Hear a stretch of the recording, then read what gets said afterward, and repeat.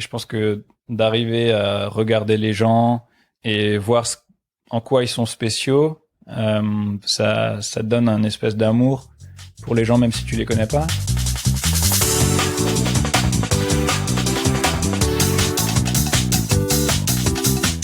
Bonjour à toutes et à tous et bienvenue sur Sens Créatif, le podcast qui explore les motivations et les stratégies des artistes de l'image. Je m'appelle Jérémy Kleiss et je suis passionné par la créativité que je considère comme une quête initiatique remplie de découvertes favorisant une meilleure connexion à soi et aux autres, un art de vivre transcendantal permettant in fine de se réaliser. Qu'il s'agisse d'illustration ou de podcast, mon but est d'élargir le champ des possibles en créant des ponts et en favorisant des rencontres. Pour en savoir plus, vous pouvez me suivre sur Instagram @JérémyKleiss ainsi que sur Sens Créatif-podcast. Ce podcast est sponsorisé par Adobe qui s'est donné pour mission de révolutionner les expériences numériques à travers le monde et ce notamment en créant le Creative Cloud, une solution tout en un vous permettant d'accéder où que vous soyez à plus d'une vingtaine d'applications et de services pour laisser libre cours à votre créativité. Désormais, vous pouvez donner une dimension nouvelle à vos projets en utilisant Photoshop sur iPad, dessiner et peindre avec Fresco, tester la réalité virtuelle avec Premiere Pro, créer un portfolio professionnel avec Adobe Portfolio, rejoindre la communauté mondiale de créatifs sur Behance, j'en passe et des meilleurs. Pour en savoir plus, téléchargez la version d'essai sur adobe.com ou abonnez-vous au Creative Cloud. Et aujourd'hui, je suis très heureux de vous présenter ma discussion avec Joachim Riedinger, que vous connaissez peut-être sous le pseudonyme Joak. Animateur de profession, Joak travaille dans l'industrie du cinéma d'animation depuis de nombreuses années. Il a notamment travaillé sur des productions comme Les Mignons, la série Game of Thrones, The Mitchells vs. The Machines sortie dernièrement sur Netflix, mais aussi l'incroyable film d'animation Spider-Man en anglais, Into the Spider-Verse, ainsi que le film Far From Home, le dernier film de la franchise Spider-Man, film pour lequel il a été nominé pour un Annie Awards, l'équivalent des Oscars de l'animation à Hollywood. Et ouais, rien que ça. Fasciné par le mouvement, les gens et le corps humain, Joak est également illustrateur durant ses heures perdues. J'en veux pour preuve son magnifique compte Instagram que je vous invite à visiter. Mais surtout, Joak est avant tout un ami de longue date. Vadrouilleur dans l'âme, ayant habité dans pas mal de pays et désormais basé à Stuttgart en Allemagne, Joak et moi, on ne se voit pas très souvent, mais quand on se revoit, c'est comme si on s'était quitté la veille. Et c'est d'ailleurs au détour d'une petite virée à Paris que j'en ai profité pour enregistrer un épisode avec lui. Cette discussion a été enregistrée il y a un bout de temps maintenant, mais avec les beaux jours, le soleil et les vacances d'été, je trouvais que cette discussion à la cool était de saison. Dans cet épisode, Joak revient sur son parcours, ses différentes expériences de vie à l'étranger, son travail en tant qu'animateur et ce que ça fait de gagner un Oscar, mais aussi d'un tas d'autres choses comme sa fascination pour le mouvement, l'utilisation du dessin comme technique de méditation, la différence entre discipline et motivation, quelle technique mettre en place pour renouveler sa créativité, comment travailler sous pression, pourquoi partager son savoir sur Instagram ou encore en quoi observer les gens pour les dessiner augmente notre empathie. Alors je vous en prie, chillez et rejoignez-nous. Voici ma discussion avec Joachim Riedinger. Bonne écoute. Cool. Bonjour. Bonjour. Jérémy Kleiss. Ah non, c'est toi, enfin si. Toi, c'est Joachim. Yes. Bienvenue sur Sens Créatif, Joachim. Good. We made it. We made it. Ça fait tellement longtemps. Ouais, c'est vrai. Ça fait super longtemps. Et puis, je suis tellement content de te recevoir là. Puis, ça fait tellement longtemps qu'on se connaît aussi.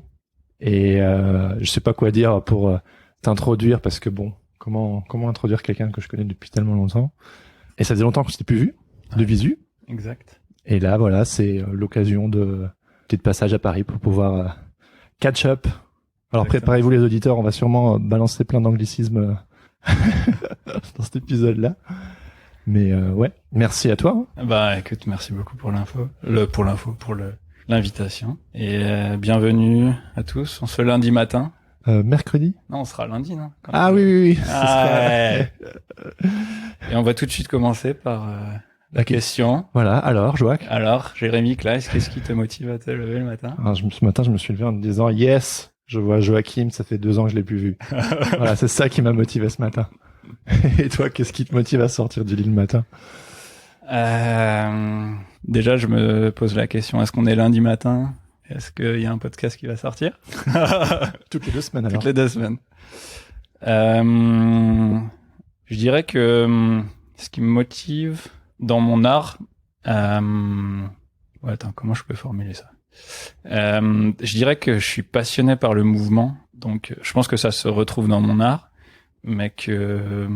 Ouais, dans notre monde, tout est en évolution, en perpétuelle évolution. Tout bouge, l'être humain grandit, chaque seconde, ton fils, il grandit, il devient plus grand, et arriver à capturer ce petit moment d'évolution, ça me fascine.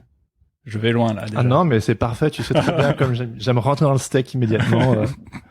Mais là, c'est vraiment le truc. Voilà, ça te tire. Tu te dis, j'ai envie de continuer à approfondir cette fascination, quoi. Ouais, carrément. Et ça a toujours été depuis que t'es petit, par exemple. Je pense que depuis toujours, je suis fasciné par ça. J'ai une maman qui fait beaucoup de sport. Elle est éducateur sportif. Et du coup, le mouvement était vraiment présent dans ma vie, je pense, depuis le début. Et ouais, du coup, je pense que j'ai eu les habilités techniques en termes de dessin et de création beaucoup plus tard. Mais je pense que c'est venu...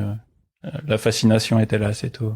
La fascination pour le mouvement était là avant le dessin. Ouais. Et du coup, est-ce que tu peux nous raconter un petit peu cet arrière-plan, justement, cet arrière-plan personnel qui t'a amené à un jour découvrir le dessin, tout ça? Ouais. C'est rigolo en fait. La semaine dernière, la semaine dernière, je suis retourné chez mes parents et je me suis rendu compte comment la Belgique en fait a influencé ma vie. Allez. Ouais. Au grenier dans la maison de mes parents, on a, je dirais au moins 700 kilos de BD, de bandes dessinées. Et du coup, la majorité vient de Belgique. Et j'étais abonné au journal Spirou. Ah oui, bah oui. Et en fait, avec du recul, je vois combien ça m'a complètement shapé, quoi. Pareil, ouais. C'est fou. C'est trop bien ce journal. Enfin, ça l'est toujours d'ailleurs. Ça l'est toujours. Et du coup, je pense que depuis tout petit, je lisais des BD. Très honnêtement, je pense que les livres que j'ai dû lire à l'école, il doit y en avoir moins de 5 que j'ai fini. Ah oui. Parce que ça m'intéressait pas. Mais alors, les BD, je suis sûr que toutes celles que t'as là en étagère, je les ai toutes lues, tu vois. Ouais. Et, c'est marrant. Du coup, la Belgique était en moi beaucoup plus tôt. Je te connaissais on la avant. soupçonne pas, hein, mais non, elle est là, présente. Il faut faire attention. Les Belges. Leur bière et leur BD sont... Et donc la BD, et tu t'es dit, je veux faire pareil, ou tu t'es mis à recopier ou... Ouais, en fait, depuis tout petit, je sais pas pourquoi, mon premier souvenir de métier que je voulais faire, c'était dessinateur humoristique. Ah oui. Je sais pas comment c'est venu. Peut-être que je l'avais lu quelque part, ou peut-être dans un Spirou, je sais pas. Et maintenant que j'y repense, ça a pas forcément... Enfin, je sais pas si on peut en faire un métier, tu vois. Mais c'est marrant comment les choses ont évolué. Et au final, aujourd'hui, je vis un petit peu mon rêve, en fait. Mon rêve de gosse, quoi. C'est marrant. Et c'est quoi ce rêve de gosse? De dessiner en me faisant plaisir et ouais, du coup, dessin humoristique, quoi. Si ça peut faire rire des gens, c'est cool. Même si je cherche pas à faire ça, mais voilà. Du coup, pour ceux qui te connaissent pas, est-ce que tu pourrais te présenter? Oui, voilà. Alors, Joachim Riedinger. Si tu veux le dire avec Riedinger. Riedinger. Joachim Riedinger, animateur 3D dans ma vie de tous les jours. En gros, l'animation 3D, c'est tu prends une petite marionnette que tu mets dans un ordinateur 3D, dans un logiciel 3D, et en gros, la personne qui fait bouger cette marionnette, c'est un animateur 3D. Du coup, ça c'est mon job. C'est toi. Ouais. Tu fais bouger les gens. En tout cas, j'essaye. Et ce qui est le plus important, c'est d'arriver à donner à faire sortir une émotion et d'arriver à communiquer alors un message grâce à cette marionnette. Ouais. Et on va revenir à ça par la suite. Ouais. Pour maintenir la chronologie, est-ce que tu pourrais nous parler un peu de... Non, t'inquiète. On en a pour 1 heure là au moins. Est-ce que tu pourrais nous parler de ton parcours? Ouais. Et puis, on s'est connus, toi et moi. Tu venais, il me semble, juste de terminer tes études à l'ESMA, à Montpellier. Oui. Ouais, exactement. Tu venais, je crois, de terminer, ouais. Ouais. Est-ce que tu pourrais me parler de cette période-là? Ouais. Tu veux dire de l'ESMA? Ouais, l'ESMA, ouais. L'ESMA. Ouais, bien sûr. Donc, juste avant l'ESMA, j'avais étudié du graphic design, ça se dit, du graphisme, ouais, et de la communication et les métiers de l'internet, comme on appelait ça à l'époque. Et j'aimais beaucoup. J'ai toujours aimé la technique et l'artistique, et ce mélange me passionnait toujours. Et du coup, j'avais je commençais à faire de l'illustration aussi et je sentais que je voulais un petit peu pousser là-dedans.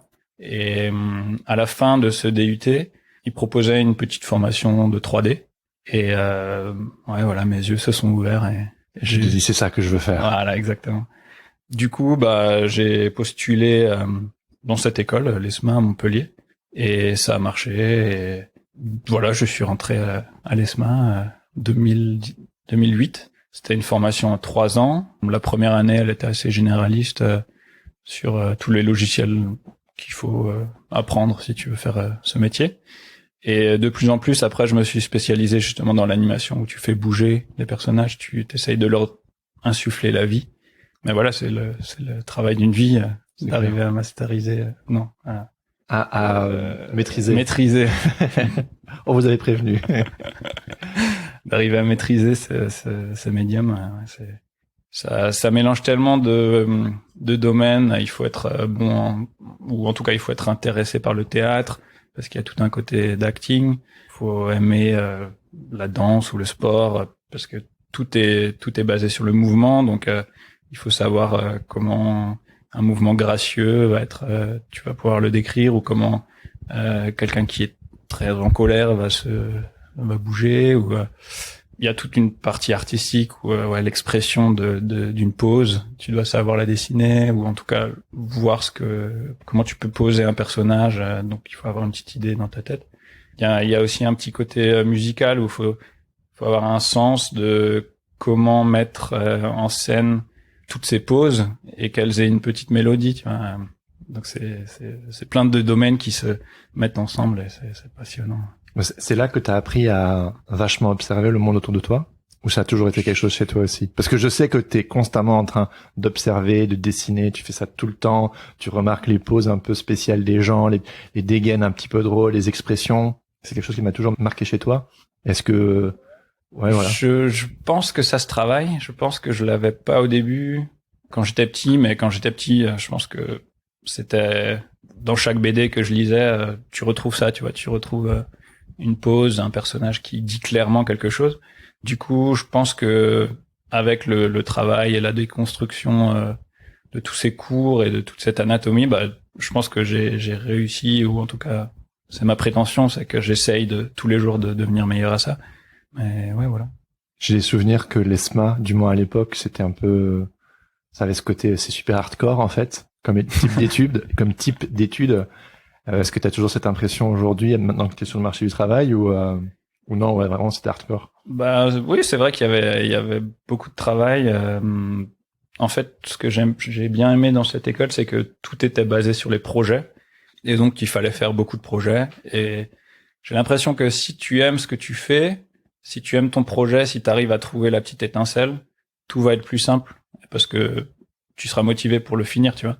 Donc oui, il y avait beaucoup de travail et j'ai pas vu mes copains, on va dire, qui n'étaient pas dans l'école.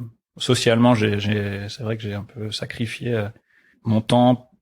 Comment dire, j'ai sacrifié une partie de ma vie pour avancer dans ce domaine. Mais voilà, ça fait partie de. C'est comme chaque école. Ah, bien sûr. Si tu demandes à un ingénieur, c'est sûr que son école préparatoire, en général, était difficile. Que la vie te l'a bien rendu par la suite, quoi. Ouais. Je pense que, ouais, ça, j'en suis, j'ai une gratitude énorme envers cette école parce que elle m'a appris à travailler et à aimer, à chercher des solutions et à aimer cette difficulté, tu vois. Parce que si tu tombes amoureux de ça, au final, tu vas pouvoir avancer beaucoup plus loin parce que tu aimes un petit peu ce côté, il faut que je trouve une solution à ce problème. La difficulté est devenue ton allié et c'est plus l'ennemi à éliminer, quoi. Exactement. Merci de trouver mes mots.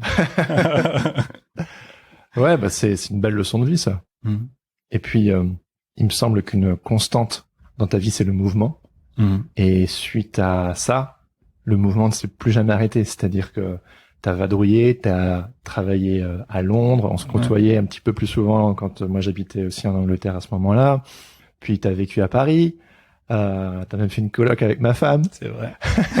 Puis t'as bougé à Stuttgart en Allemagne, puis t'as été à Vancouver au Canada, et là t'es de retour en Europe, en Allemagne de nouveau. Ouais. Et je voulais savoir un peu comment tu avais vécu tous ces voyages et un peu quelles sont les perspectives que tu as acquéries en voyageant, en découvrant toutes ces différentes cultures et ces différentes méthodes de travail aussi. Ouais. Bon, déjà, il faut savoir que mon cerveau, il est pas très fort dans tout ce qui est linguistique. Du coup, c'est un peu l'humour divin pour moi de voir que j'étais toujours super nul en allemand, en anglais, même en français. Et le fait de m'adresser, de parler, ça a toujours été quelque chose d'un petit peu difficile. Et du coup, c'est super rigolo que j'ai marié une femme allemande, hein, et j'ai voyagé en Angleterre, en Allemagne, au Canada, alors que je suis vraiment une bille dans tout ça. Mais voilà, ça me fait un peu rigoler avec du recul. Et L'ironie du sort, comme on dit. Voilà, exactement.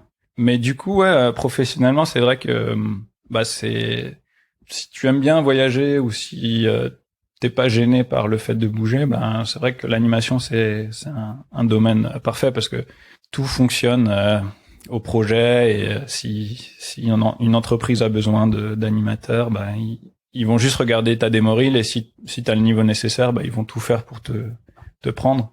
Donc c'est un petit peu un métier de troubadour où tu voyages et voilà, pour un temps je pense que c'était parfait.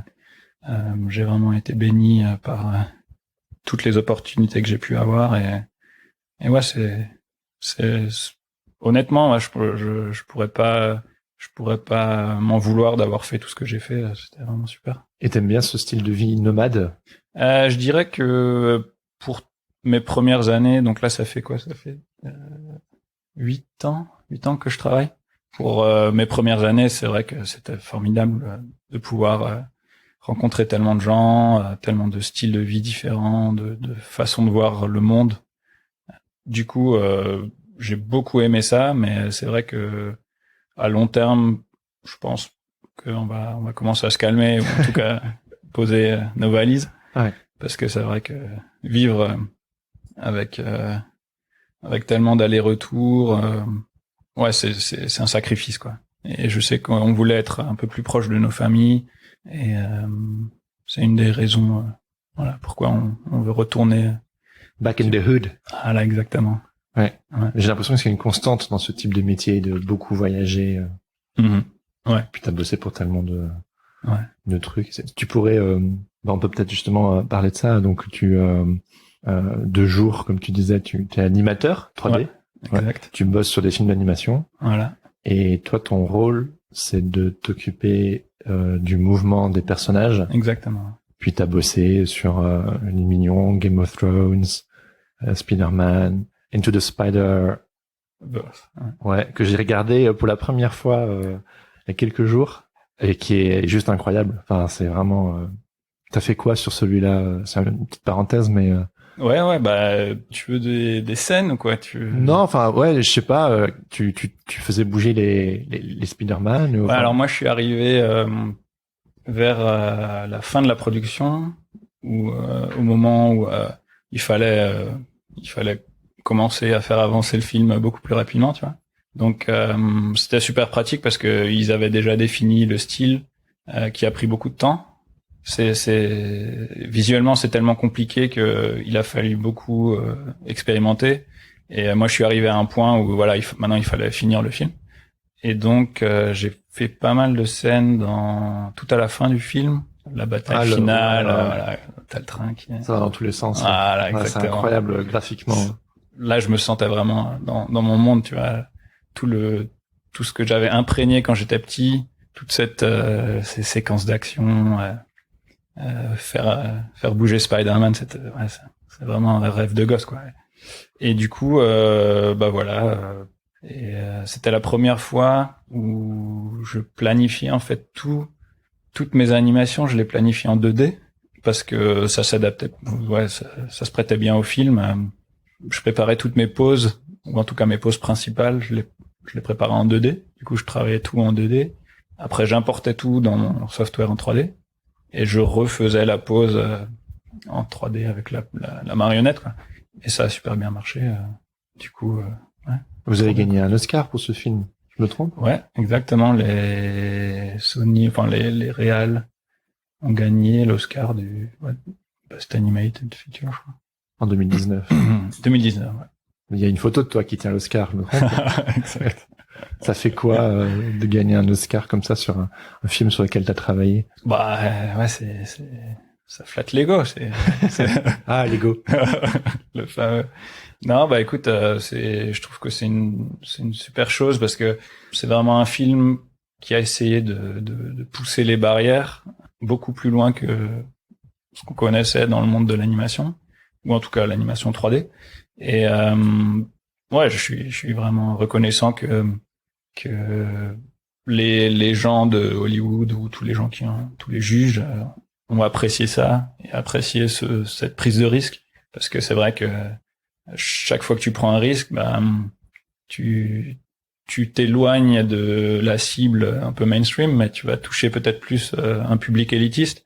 Et c'est vrai que ça c'était vraiment un gros risque financièrement de faire un truc qui va être complètement barjot, mais qui va pas plaire à la majorité. Et du coup, il y avait toute cette balance entre arriver à créer quelque chose d'unique, mais qui soit appealing, qui soit agréable à regarder. Et ouais, voilà. Et t'aimes bien cette prise de risque? Ouais, je vis pour ça. C'est vrai? C'est une adrénaline pour toi? Ah, carrément. Bah, créer quelque chose d'unique qui a jamais été vu, c'est sûr que c'est un challenge pas possible, mais c'est super rewarding, gratifiant. Ouais. Mais c'est vrai que ça va faire peur par moment. Enfin, c'est pas toi qui es aux commandes du film. Mais... Ouais. Et est-ce que dans ta vie en général, c'est une constante, ça, cette prise de risque, où t'as suffisamment de risques dans ton travail que du coup, dans la vraie vie? On va dire que dans le milieu de l'animation, tu travailles toujours pour un réalisateur. Donc, tous tes choix doivent être dans la vision du réal. Et il y a une hiérarchie assez compliquée. Tu dois faire tout valider par ton lead. Une fois que le lead a validé, c'est ton sup qui doit le valider. Une fois que le sup a validé, c'est le réal. Et tout à la fin, quand le film est presque fini, les producers le regardent et ils doivent donner leur avis. Et du coup, chaque fois, c'est des allers-retours, et c'est un processus très compliqué pour le bien du film, parce que tout le monde veut faire le meilleur film possible. Et du coup, moi, dans mon art personnellement, j'ai envie que ça aille vite, j'ai envie de faire ce que je veux moi. J'ai pas envie que quelqu'un d'autre me dise quoi faire. Et du coup, c'est toute une question de frustration un petit peu créative que j'ai envie de faire sortir, tu vois. Ouais, du coup, c'est pour ça que j'aime bien dire que mon art personnel nourrit beaucoup mon animation et mon animation nourrit mon art. Je pense que... Ouais, c'est un équilibre. Ouais, voilà, exactement. Du coup, les challenges et les difficultés que tu rencontres dans ton travail, mais que t'en fais ton allié, comme tu le disais, tu vis pour ce risque. Donc, je sais pas si du coup ça gomme entièrement la difficulté, mais c'est quoi un peu ces challenges au niveau de l'animation, justement, que tu te dis, ça c'était un fameux à devoir combattre, quoi? Très simplement, par exemple, sur ce film, un des challenges, c'était de réussir à faire des animations fluides, par exemple, alors qu'on travaillait juste en 12 images par seconde. Donc, en animation, en gros, ton œil, enfin non, pas en animation, mais globalement, ton œil, il va voir un mouvement fluide à partir de 24 images par seconde. Mais dans le temps, à l'époque, ou en tout cas en animation 2D, ce qui se fait souvent, c'est de travailler juste avec 12 images par seconde, parce que t'as déjà une impression du mouvement et ça te paraît à peu près fluide. Mais si tu fais une action très rapide, tu vas voir que ça saccade. Et du coup, un des partis pris graphiques de ce film, c'était de dire, OK, on va faire la majorité des mouvements en twos, donc en 12 images par seconde. Et ça, c'était un truc que j'ai jamais fait dans ma vie, tu vois, de travailler comme ça. Et c'était un gros challenge. Et il fallait changer tout le workflow personnellement dans ma tête. Et ça m'a appris plein de trucs et j'en suis ressorti bien meilleur, tu vois. Et donc c'est super, ouais, c'était une super opportunité d'apprentissage aussi.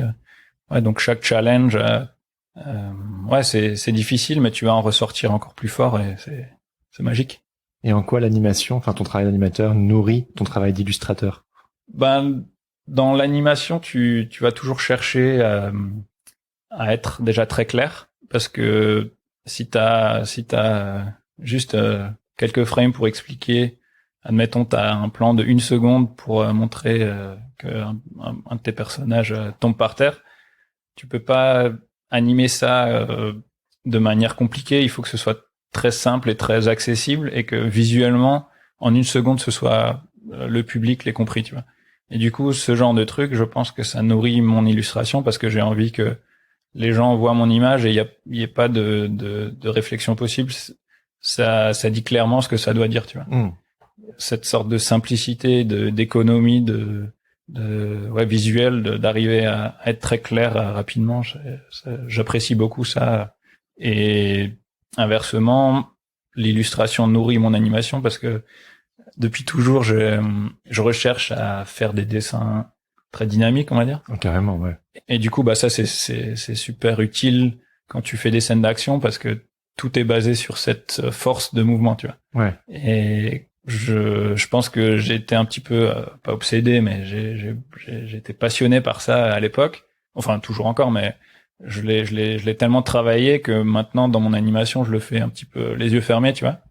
Donc voilà, je pense que mon illustration nourrit aussi mon animation grâce à ça. Oui, et puis j'imagine que tu me parles d'un mouvement qu'on voit en 1 seconde. Mm-hmm. Toi, tu mets tellement de travail mais on le voit pas, on le voit pas de manière déconstruite, que toi, tes illustrations, c'est des moments figés dans le temps. Ouais.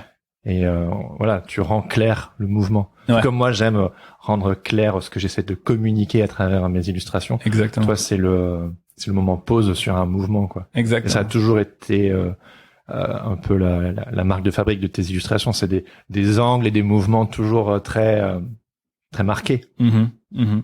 Ouais, c'est marrant que tu dises ça, parce que ça rejoint un peu ce que je disais au début, cette recherche de mouvement, cette recherche je fige le temps dans cette illustration, mais en même temps, je vois d'où ça vient et où ça va. Et du coup, il y a tout un espèce de complexité, c'est un peu paradoxal d'arrêter une image fixe, mais de voir ce qui vient après, ce qui vient avant. Enfin, je trouve ça un peu rigolo. Ouais. Et tu bosses du lundi au vendredi dans les studios d'animation. Ouais. Et puis habituellement le soir, donc tu dessines. Donc pour toi, j'imagine c'est une manière d'évacuer justement certaines des frustrations créatives que tu peux parfois avoir au travail, et parce que ça te fait plaisir aussi. Mais tu serais dans le droit d'avoir envie de faire autre chose le soir. Ouais. Bon, je sais que tu as une machine à dessiner, que tu dessines toujours constamment. Tu fais partie de ces quelques personnes que je connais, que on passerait un moment ensemble et au bout d'1 heure tu sortirais ton carnet, tu m'écouterais, mais tu serais en train de dessiner. Et ouais, enfin voilà, tu dessines toujours. Et encore en dehors des heures de boulot, quoi. Ouais, je pense que c'est avec le temps, je me rends compte que dans le dessin, il y a une sorte de méditation, tu vois, il y a une espèce de je me recentre, je me retrouve moi-même. Après, il faut pas que je le fasse de trop non plus, parce que je sais que voilà, avec ma femme, on a besoin de temps aussi entre nous, et elle est plus importante que le dessin pour moi, tu vois. Mais ouais, je suis vraiment reconnaissant qu'elle me laisse cet espace aussi, parce qu'elle sait que ça me fait du bien, et le meilleur cadeau que je lui fais, c'est d'être bien, tu vois. Si j'ai pas eu ma petite dose de dessin, je vais être peut-être un petit peu plus ras de fleur de peau, ouais. Ras de fleur. Tendu du cul. Et ouais, donc il y a une espèce de respect mutuel. Elle fait ses trucs, moi je fais mes trucs, et on se retrouve après, quoi. Et tu peux me parler du coup de cet aspect méditatif ou de recentrage avec l'illustration? Ouais, carrément. C'est quelque chose qui m'intéresse personnellement, et que je pense que je suis un petit peu en train de découvrir. Moi, je suis quelqu'un vachement, tu le sais, tu sais, genre, comment dire, en fait, non, c'est pas vrai, parce qu'en tant que freelance, avec les podcasts et tout se mélange un peu, mais j'essaie quand même de garder un certain équilibre boulot, travail, enfin boulot, maison, et pour aussi donner du temps à ma femme et mon fils.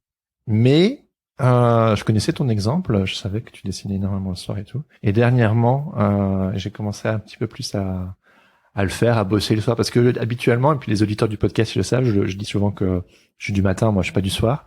Et en fait, en ce moment, je redécouvre une sorte de quiétude, je sais pas si c'est le terme, mais à dessiner le soir. Ça reste toujours aussi pour des projets ou pour le podcast notamment, mais c'est une récréation quand même.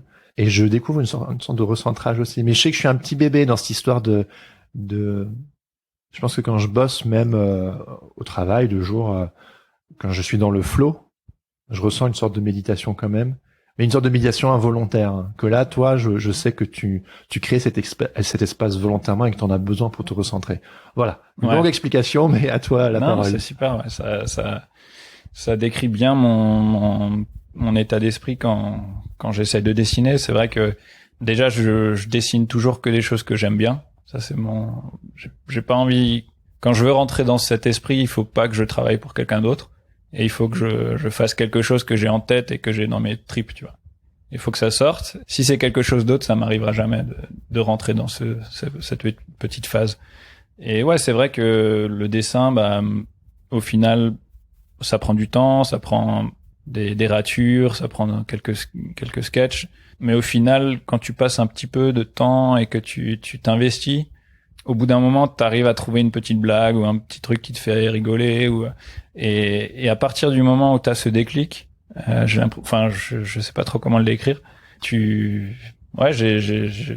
avance tout seul et voilà, tu peux le faire durer un certain temps, quoi. Et je sais que donc ma femme Damaris, elle fait plus de la photo et là c'est l'inverse dans le sens où la photo tu dois vraiment aller chercher quelque chose dans le monde, alors que là c'est à toi d'internaliser, de gérer tes propres shapes, tes propres formes, tes propres couleurs et ouais. Hey, j'interromps quelques secondes cet épisode car si vous êtes encore là, ça veut probablement dire que cet épisode vous plaît. Et si c'est le cas, pourquoi ne pas venir en discuter sur le Discord Sens Créatif qui est gratuit et ouvert à tous. Vous pouvez aussi soutenir financièrement le podcast en vous abonnant sur Patreon. Ça m'aiderait énormément.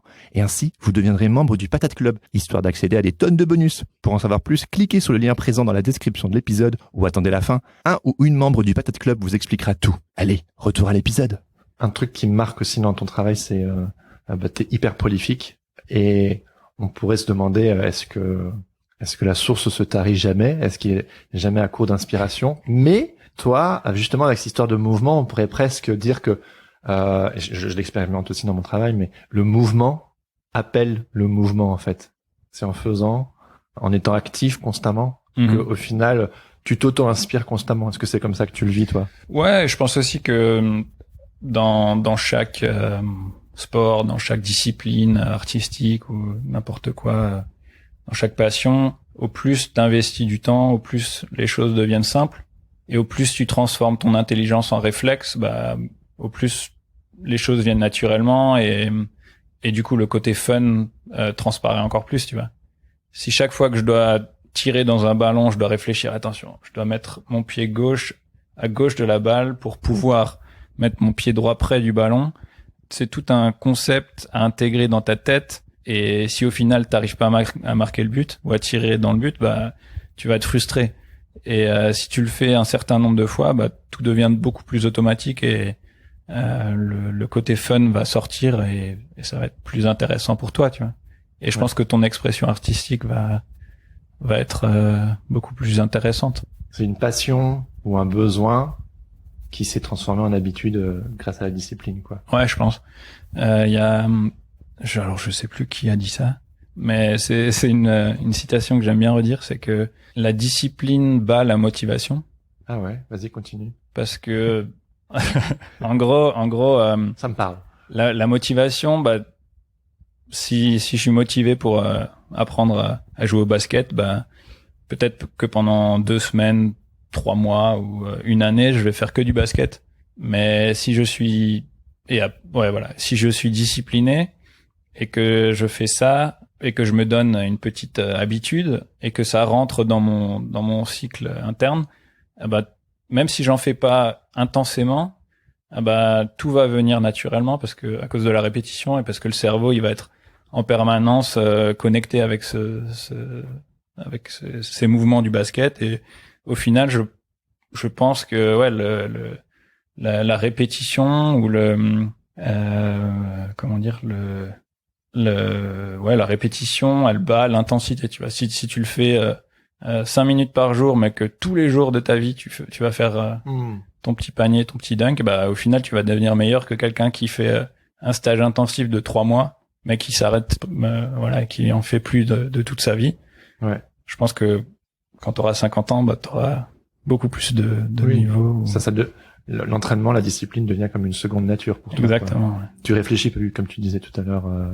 Quelque chose que tu aimais bien dire par le passé, je sais que tu aimais bien dire à l'époque, et que la créativité est un muscle. Ah ouais. Et je disais ça, moi. Ouais, tu disais ça. Ouais. C'est bien ça. Du coup, si je le redis, est-ce qu'il faut que je me cite alors? Ouais.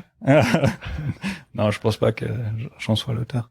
Ouais. Mais c'est vrai que c'est la créativité, ouais, c'est vrai. Au plus tu l'entraînes, au plus C'était quoi? Il y a une citation qui dit une histoire qui dit on pose la question à un artiste, est-ce que vous êtes toujours inspiré? Et il dit attends, comment ça va? Est-ce que vous attendez l'inspiration pour travailler? Et il dit oui, heureusement pour moi, elle arrive tous les jours à 9h le matin. Et c'est genre voilà, t'es régulier, t'es toujours là, tu fais tes exercices. Ouais.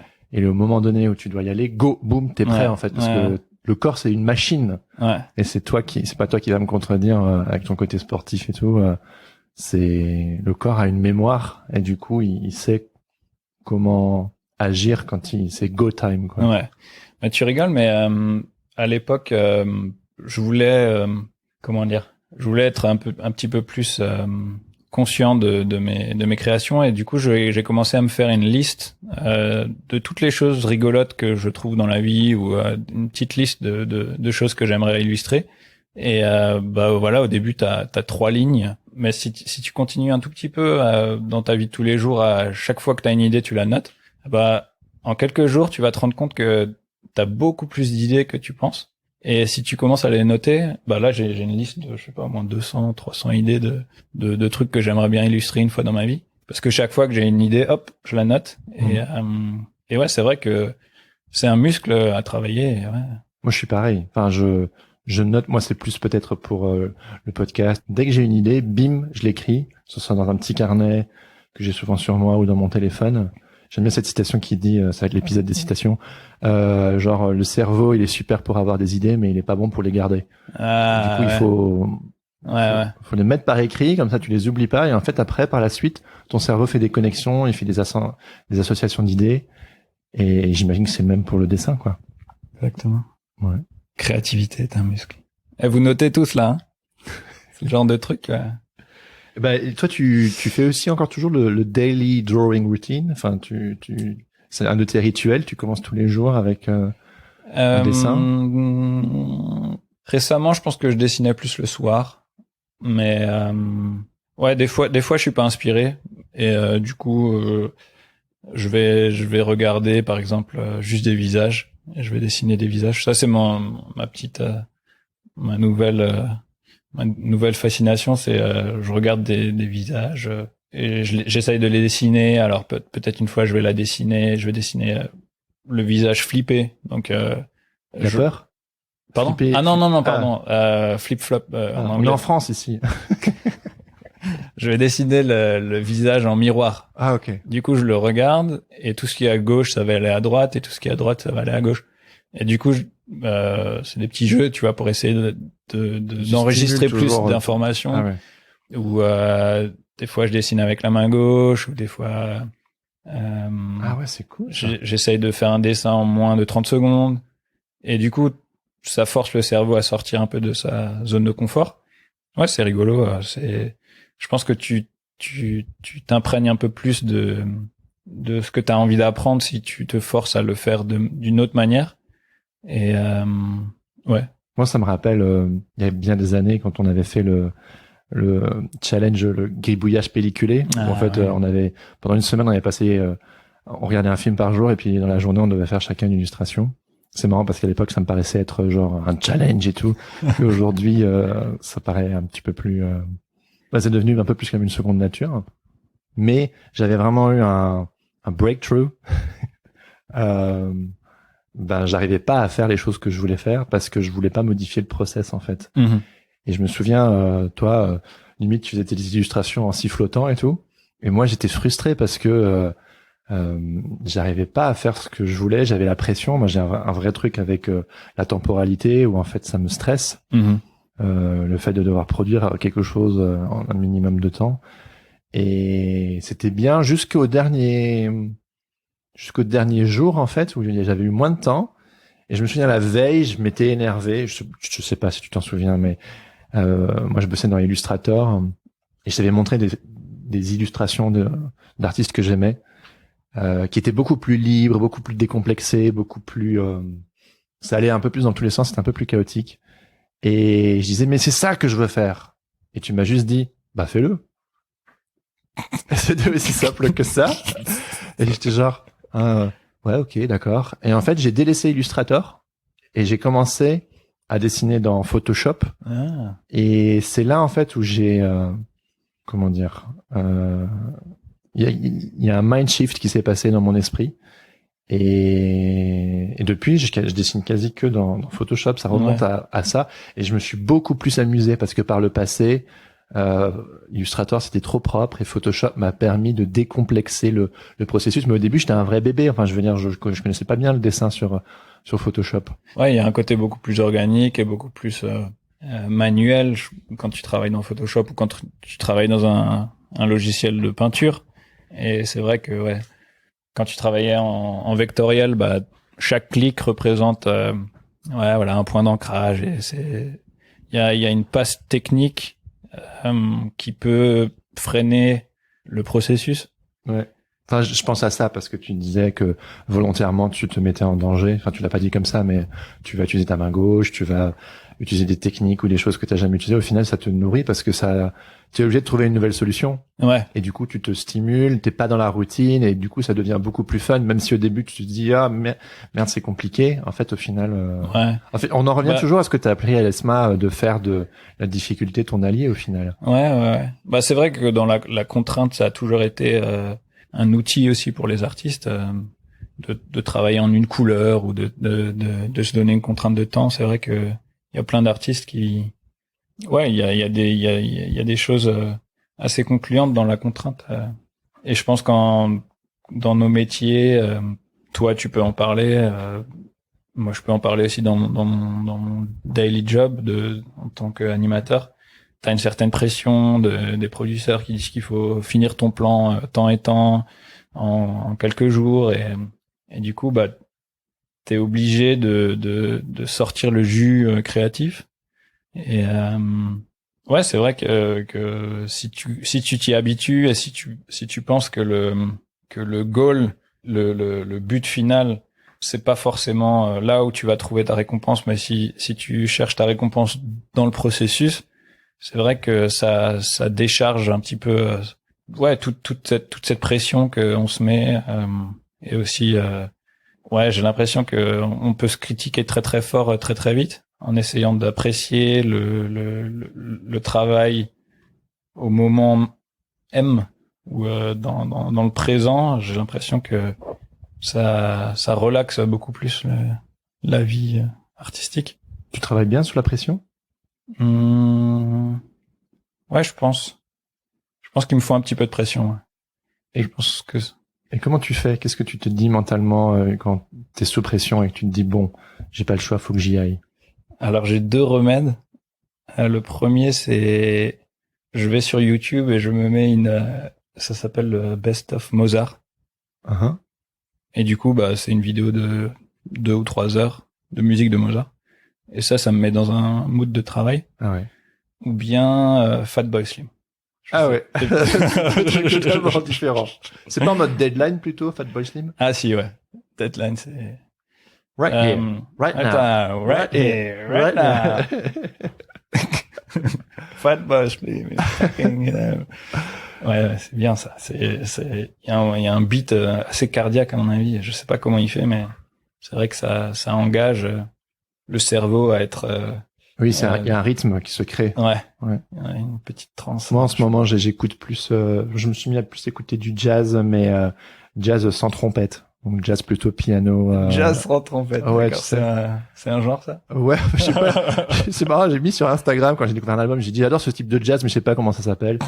Mais je me suis rendu compte qu'il n'y avait pas de trompette, mais c'était plus piano, guitare, basse, truc. Mais et en fait, ouais, ça me met dans un bon. C'est un petit côté enfin bref, il y a pas de paroles et. Il y a personne qui rappe ou qui fait un petit. Non, non, il y a pas d'émotion en fait, si ce n'est la musique d'ambiance en fait. Et c'est quelque chose qui m'aide beaucoup. Bon, voilà, c'était un interlude musical. Mais oui. Donc toi, c'est juste, tu te dis j'ai pas le choix, je vais me mettre dans des bonnes conditions et puis tu t'y mets quoi. Par contre, je parle plus forcément aux gens autour de moi. Ça, c'est vrai que faut le savoir que je deviens un petit peu un zombie quand j'ai la pression. Faut que j'avance. Faut que ça sorte des tripes, tu vois. Ouais. Moi, c'est drôle parce que initialement, je suis quelqu'un qui pense qu'il ne travaille pas bien sous la pression. Je n'aime pas la pression. J'ai toujours besoin je donne toujours les choses à temps, voire en avance, parce que j'ai une sorte de course contre la montre. Et en fait, je sais que, notamment en devenant papa et tout, mon temps, il s'est réduit. J'ai eu beaucoup moins de temps. Et en fait, je suis devenu 2 fois plus efficace. Et en fait, j'ai fait du chaos mon allié aussi. Ma vie est devenue beaucoup plus chaotique. Et en fait, je la trouve beaucoup plus fun maintenant, ma vie. Dans le sens où avant, tu as de l'espace pour un peu organiser les choses, faire en sorte que ce soit clair, ça va là, ça va là. Là, j'organise mon temps, j'ai une marge de manœuvre. Qu'en fait, quand t'en as pas, tout est explosé et t'es obligé d'agir dans le moment présent. Et en fait, ouais, c'est justement cette découverte plus du moment présent ça paraît un peu out there, un peu woo-woo, mais c'est vrai, en fait, c'est le plaisir d'être dans l'action et tu réfléchis pas avant ni après, tu fais. Et t'en ressors là un peu lessivé, mais avec une de ces bonne fatigue en fait. Bon. Et j'ai l'impression aussi que plus tu planifies tes choses ou le projet sur lequel tu travailles, au plus tu fais des recherches en amont, au plus le moment où ça va être fatidique d'être rapide et efficace. Voilà, tout va être beaucoup plus simple aussi pour toi. Je sais pas si tu veux dire qu'il faut comment dire? En général, par exemple en animation, si tu dois faire un plan, admettons de quelqu'un qui doit se lever et aller boire un verre à l'évier, au plus tu vas faire des tests et des recherches en amont, au plus le côté technique va être rapide à faire parce que tu as fait tous tes choix artistiques en amont. Oui. Tu vois ce que je veux dire? Oui, moi j'appelle ça définir le cadre, c'est-à-dire je peux être ça peut être la récréation, mais je sais dans quel cadre en fait. Que si c'est juste le chaos partout, en fait tu peux pas avancer en fait. Tu as besoin de définir des moments, que ce soit en termes de temps ou dans un cadre ou avec des contraintes comme tu disais. Et dans ce cadre, tu sais que du coup c'est genre game on, allez vas-y, tu t'éclates, tu vas dans tous les sens, mais tu as préparé le terrain en fait. C'est comme un sport quoi. Tu peux être créatif sur le terrain, mais tu sais que ce sera entre telle heure et telle heure. T'as fait ton entraînement avant. Et ouais. Alors il y avait un autre sujet dont je voulais parler avec toi, ton Instagram. Tu es très actif dessus. Tu fais pas beaucoup de stories, il me semble. Tu utilises pas beaucoup les stories, hein? Ouais, non, pas trop. Non, pas trop. Mais donc voilà, t'es très généreux en post. Tu fais beaucoup de choses. Tu montres beaucoup ton travail. Et tu fais aussi quelque chose qui me plaît beaucoup, c'est qui m'intéresse, c'est les tips and tricks. Et je voulais savoir qu'est-ce qui t'a inspiré, qu'est-ce qui t'a motivé à faire ça et pourquoi tu le fais. Alors en fait tout a commencé Once Upon a Time. Quand ma petite femme Damaris m'a challengé et me disait que peut-être donner un petit peu aux autres, ça me ferait du bien. Et moi, tout ce que je poste sur Instagram, c'est toujours des choses très personnelles et c'est des choses que j'ai une idée et je veux que ça sorte. Et du coup, c'est mon petit, ce qu'on disait, mon petit bac à sable. Et j'ai jamais eu la prétention, je pense, ou de savoir plus que les autres. Et du coup, jamais je me serais dit peut-être que les gens seraient intéressés par ça, tu vois. Mais en parallèle, depuis toujours, j'ai des petits carnets de croquis avec exactement ça, sur le carnet de croquis il y a marqué tips and tricks et tout ce que je trouve intéressant dans le monde, je le marque là-dedans.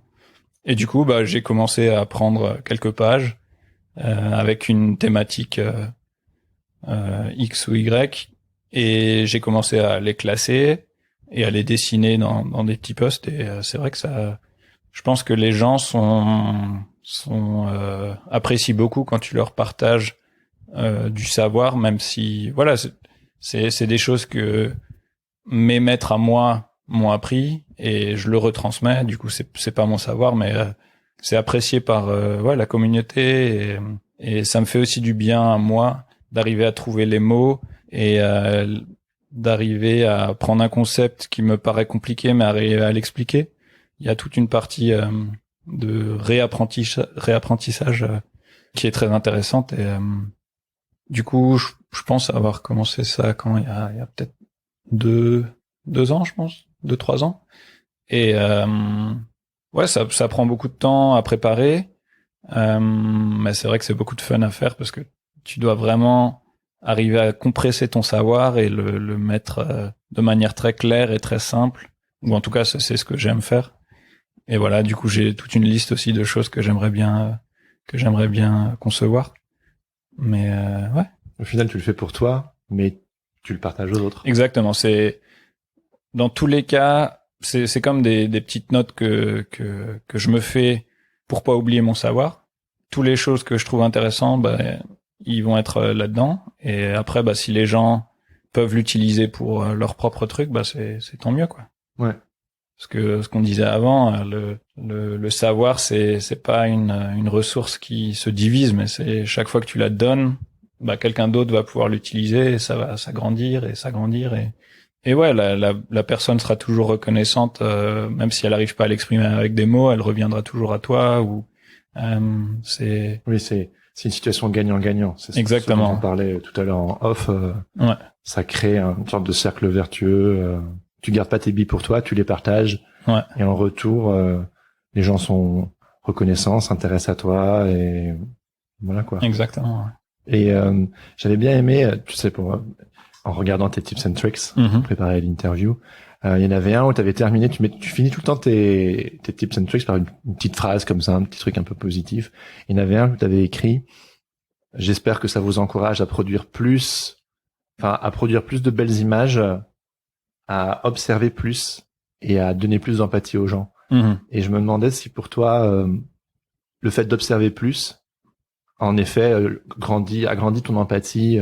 Comment ça s'est traduit chez toi? Ah ouais, c'est vrai qu'il y a tout un côté quand tu commences à regarder les gens ou pour vouloir les dessiner, tu te rends compte que on est tous dans le même bateau et on est tous les mêmes et oui, on est différents, mais on est tous sur cette terre au même moment et c'est très profond, tu vois, et je pense que d'arriver à regarder les gens et voir en quoi ils sont spéciaux, ça donne un espèce d'amour pour les gens, même si tu les connais pas.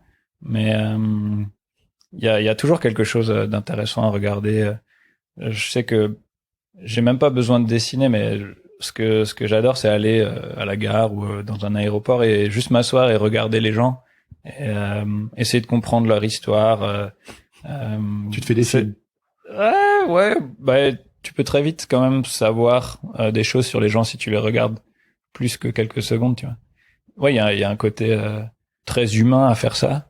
Et je crois en anglais, ils disent que c'est comment ça, le people watching. En gros, stalking. Non, parce que tu le fais pas dans une mauvaise intention. Ouais. Tu fais pas ça pour récolter des infos sur les gens, mais juste pour entraîner ton observation et c'est comme quand t'es en soirée et que tu commences à regarder les gens, ton cerveau il commence à faire un petit blackout, mais t'es dans ton petit monde et tu regardes. Je pense que ça t'arrive aussi, non, des fois. Ouais. Bien sûr. Mais je pense qu'on vit dans un temps où on n'ose plus trop s'arrêter et regarder, parce que soit on est trop occupé, parce qu'on se dit que ça va gêner les gens, parce qu'on se dit que c'est irrespectueux, ou simplement parce qu'on est trop occupé à regarder nos smartphones et à se bourrer la tête de 1000 choses que on oublie de s'arrêter de regarder. C'est toute la différence entre voir et regarder, j'imagine. Ouais, c'est vrai que notre société elle a tendance à aller de plus en plus vite. Notre attention span. Notre notre capacité à nous concentrer. Ouais, il devient de plus en plus court et ça se traduit aussi dans les films. Les éditeurs coupent de plus en plus court. Ouais. Les scènes d'action, tout va très vite.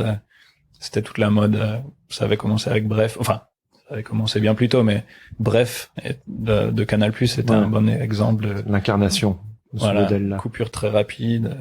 Et bref, c'est vrai que s'arrêter et regarder les choses mondaines de notre monde, au final, si t'enlèves le côté embêtant et le côté il se passe rien, très vite tu peux trouver des petites subtilités qui racontent beaucoup de choses, mais il faut juste s'arrêter, s'asseoir et ouvrir les yeux, quoi. Et tu le fais aussi? C'est aussi une discipline, du coup? Je pense quand tu dessines dans la rue ou à l'extérieur ou n'importe où, t'as un rapport quand même dans le présent. Tu dois t'arrêter pour regarder les choses parce que y a rien de pire que de dessiner juste une copie.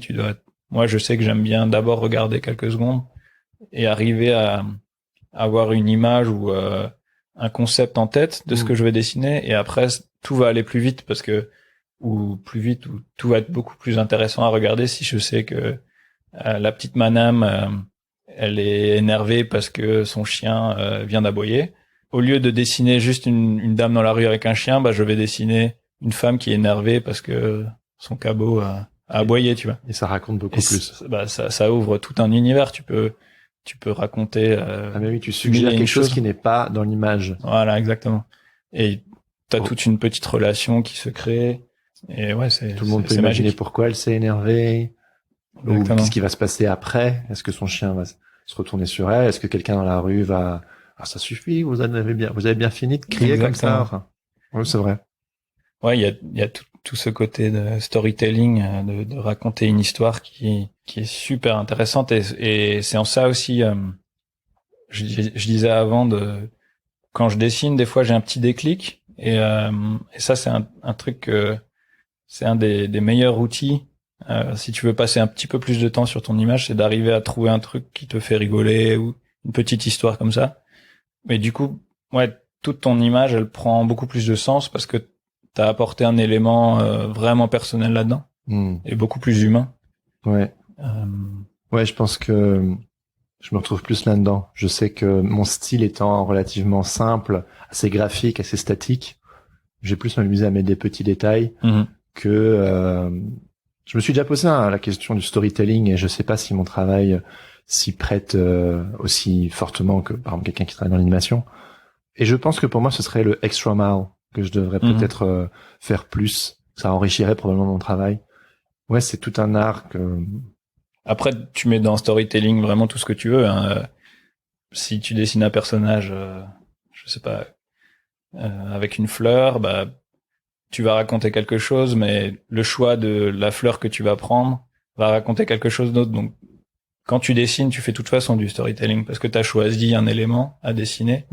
Tu vois ce que je veux dire? Oui, c'est vrai que de manière cliché, on pense storytelling plus une histoire à raconter. Voilà, avec des bulles et des rebondissements. À partir du moment où tu as une intention, tu as déjà un storytelling, tu vois. Ouais, mais on peut en mettre plus ou moins quand même. Voilà, exactement.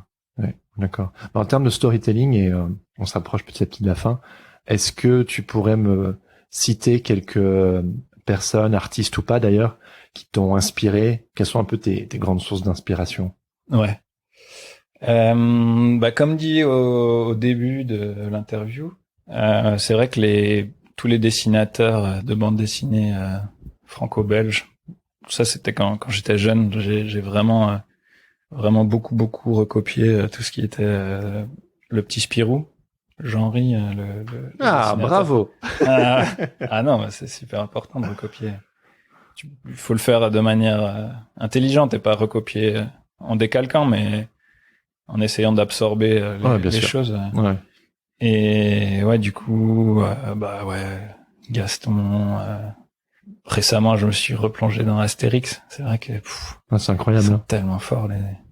Après, plus récemment, j'ai découvert Glen Keane, un des plus grands animateurs que la Terre n'ait connu. Peter de Sèvres, je sais pas si tu connais. De nom, ouais. Ouais. Lui, il fait vraiment on parlait de storytelling, lui c'est vraiment un maître. Il raconte dans une image toute une histoire et c'est vraiment intéressant parce que tu peux t'arrêter pendant 5-10 minutes et ton regard va tourner et trouver un autre détail qui correspond à ça et qui rebondit là-dessus et c'est vraiment super intéressant. Après t'as des classiques comme Norman Rockwell. Ah oui, je me souviens que Norman Rockwell c'est un peu ton dieu à un moment. Norman Rockwell, c'est vrai que lui c'est une vraie star. Il a aussi une subtilité dans son dialogue visuel qui est trop intéressante. Et ouais, récemment j'ai regardé aussi Sampé. Et c'est une bête, hein. Wow. Avec des petits dessins tout simples. C'est ouf. Il arrive à faire bouger des cœurs, c'est fou. Ouais. Et voilà, après, récemment, j'étais beaucoup plus dans le, comment on appelle ça, VisDev, le Visual Development, le développement visuel. Et du coup, il y a plein d'artistes, qui font des choses. C'est beaucoup plus récent, on va dire. Ouais. Et voilà.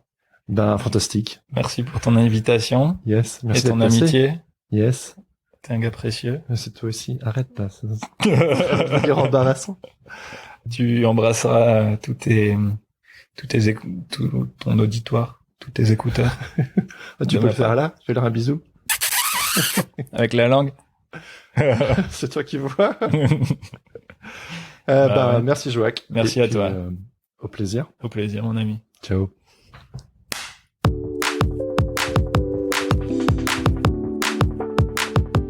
C'était ma discussion avec mon cher ami Joak. Encore une fois, merci l'ami d'être passé par chez moi pour discuter. C'est toujours un plaisir de te revoir. Si cet épisode vous a plu, je vous invite à le lui dire en visitant son site internet ou en le suivant sur Instagram. L'occasion de jeter un œil à ses fameux tips and tricks. Vous allez voir, vous allez en prendre plein les yeux. Et maintenant, il est temps d'écouter le témoignage de Lutte Ostinato qui aimerait vous dire 2 mots au sujet du Patate Club. Salut à tous, c'est Lutte et je suis illustrateur freelance et je soutiens Sens Créatif sur Patreon. Pourquoi je soutiens Sens Créatif ? C'est pas compliqué, c'est parce que c'est vraiment une ambiance à la cool. Ça soutient tout bêtement déjà le podcast qui est vachement intéressant et qui aborde toujours des artistes et des sujets vraiment passionnants et qui donnent envie et qui donnent la patate tout bêtement. Et parce que c'est aussi une communauté avec le Patate Club, les Patate Club Challenge aussi sur Instagram. C'est vraiment un lieu où on se rejoint, on se réunit, on discute, on parle de tout et de rien et pas forcément que de création justement, et c'est ça qui est très intéressant. Aussi parce que sans doute vous l'entendez, on est aussi en mode pique-nique et que ça fait du bien de se retrouver, d'avoir un peu d'humain après cette période. Et donc c'est pour toutes ces raisons que je rejoins le Patreon. Et c'est très accessible parce que les contributions commencent à partir de 2 €. Donc c'est vraiment plutôt qu'un petit café en terrasse, je préfère donner un gros big up à un podcast vachement cool et à une communauté qui l'est tout autant. Il y a aussi le Discord, et le Discord c'est vraiment un point de rencontre super important. Ça nous permet de tous évoluer, mais de pouvoir se poser des questions sans forcément être enfermé dans notre petite grotte pleine d'incertitudes et de craintes, et tout bêtement aussi de parler de nos grandes passions qui peuvent être la musique, la bière, mais aussi avoir tout bêtement des discussions jusqu'à tard dans la nuit sur plein de sujets. Bref, c'est vraiment un lieu cool. Pour participer, vous retrouverez le lien dans les notes de cet épisode ou sur senscreative.fr ou en allant directement sur patreon.com/senscreativepodcast. D'avance, merci beaucoup. Si cette interview vous a plu, n'hésitez pas à mettre un commentaire sur Apple Podcast ainsi que 5 étoiles de préférence. C'est le meilleur moyen de le faire connaître. Pour ne plus jamais louper un épisode, pensez également à vous abonner sur vos applications de podcast, à me suivre sur les réseaux sociaux ou à rejoindre ma newsletter. Vous trouverez toutes les infos ainsi que les notes de chaque épisode sur senscreative.fr. Autre chose, si vous avez un invité, qu'il soit connu ou une personne de votre entourage et que vous aimeriez l'avoir passé à mon micro, surtout n'hésitez pas à écrire-moi sur Jérémy à la fin, @Jérémy-Kleiss, ça s'écrit CLAEYS.com. Je termine en remerciant Adrien Guy pour l'habillage sonore de ce podcast. Allez jeter un œil sur ses réseaux sociaux @AdrienGuy-Music ou écouter ses morceaux sur sa page SoundCloud. Sur ce, je vous donne rendez-vous dans 2 semaines pour un nouvel épisode. En attendant, bonne semaine à tous et surtout, restez créatifs. Ciao, ciao. Un Thibaut, 2 Thibaut, 3 Thibaut doudou. Moi un Thibaut, 2 Thibaut, 3 Thibaut l'amour. Moi un Thibaut, 2 Thibaut, 3 Thibaut. Moi un Thibaut, pour sous la